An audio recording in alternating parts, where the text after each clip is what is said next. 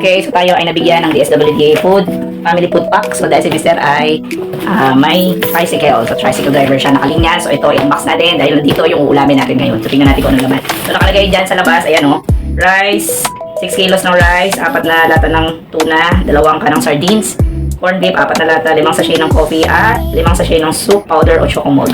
So yan, tingnan natin kung yan nga ba ang laman ng loob. So bukas na yan, pero hindi ko pa naman talaga natitigil. So ayan, pag open natin, ayan ang laman. Ay wow.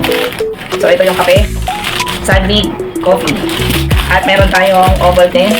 So ayan, 1, 2, 3, 4, 5. 2, 4, 5, 5. Tama ba? Tama. 1, 2, 3, 4, 5. 5 din itong kape. Tapos meron siyang ganito, naka-vacuum sealed na bigas. So 3 kilos, isang ganito, dahil dalawa siya. Ayan, dalawa siya. At meron siyang sa dalawa. Tignan yung sardinas, 2 lata, tama. Merong corn beef sa 2, 3, 4 na corn beef. Tignan natin sa box.